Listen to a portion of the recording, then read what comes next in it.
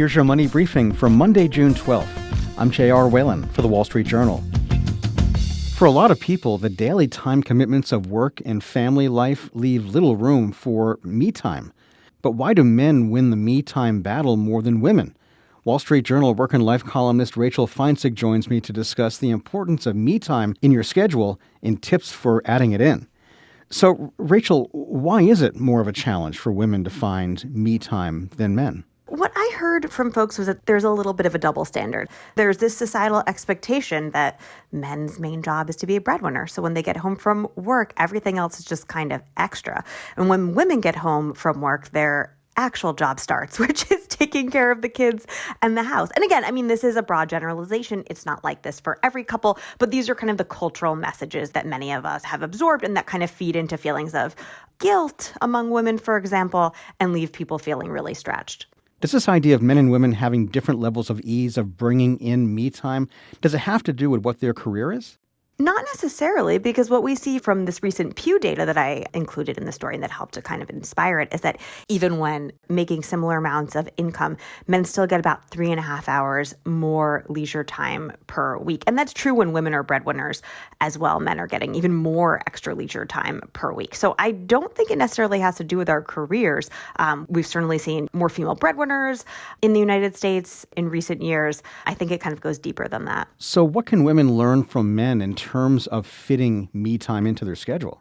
A lot of the men that I talked about just prioritizing this, recognizing that it's so important to get this kind of me time, this kind of leisure time so that they can be better fathers, better workers.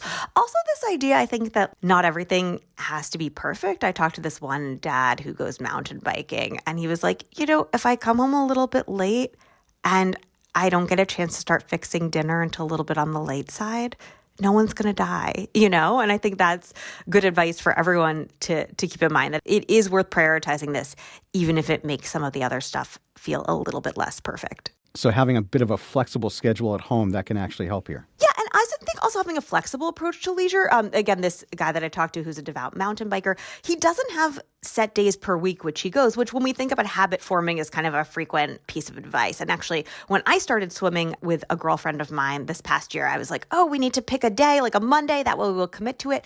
That's just not possible for a lot of people that have really busy lives. I have found, and this guy that I was talking to also found, that actually being flexible, kind of fitting your leisure time in around other obligations, because you're not going to not go to your kid's dance recital, or you probably shouldn't, skip your kid's dance recital. You're not going to blow off that big project at work. And so I think when we have unrealistic expectations, like you were saying, JR, like a lack of flexibility, this idea, I either do it on Tuesday nights or I don't do it at all, that's the wrong approach. I think we want to kind of try to fit it in around the rest of our stuff in our lives, because that stuff isn't going away. How much does this have to do with the way people visualize what me time could be? Yeah, I think sometimes we have unreasonable expectations. We think this perfect moment is going to come, where it's total quiet and it's just going to feel like this relaxation descending upon us. And what I heard from folks, especially one career coach told me, was it doesn't feel like that, especially right at the beginning. You might successfully carve out that half hour and you sit down and that to-do list is still running in your head, or you can hear your kids screaming.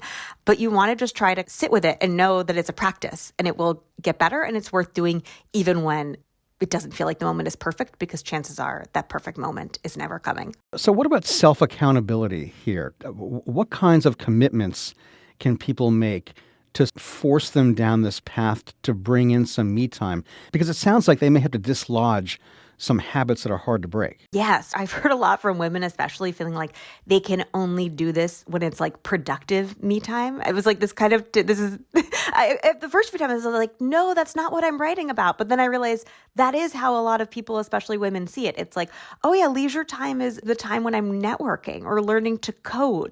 That's my me time. So all of that in mind, the way that you can build some accountability around this is, first of all, pair up with a friend. Then you have built-in social time. It kind of is a 2-for-1. And I know with myself, with the swimming, I would just feel so bad ever bailing on my friend that I go swimming with, that it's really kept me accountable. You can also pay money for a class, join a group that can help with accountability as well. Getting some me time, getting some relaxing time can probably go a long way. And so regardless of your gender, How can not taking time for yourself affect things like your life and your overall career? Well, people get burnt out, first of all. They're exhausted. They're not as creative. They're not as productive. I think it can also be really harmful in relationships. People feel resentful. And what I heard from this one career coach was we think it's anger, but it's actually probably more like jealousy. Like we're jealous if we see a partner or other people getting more leisure time. And so it's really important to figure out a way to take this to make this current pace of life sustainable. That's Wall Street Journal Work and Life columnist Rachel Feintzeig. And that's your Money Briefing. I'm J.R. Whalen for the Wall Street Journal.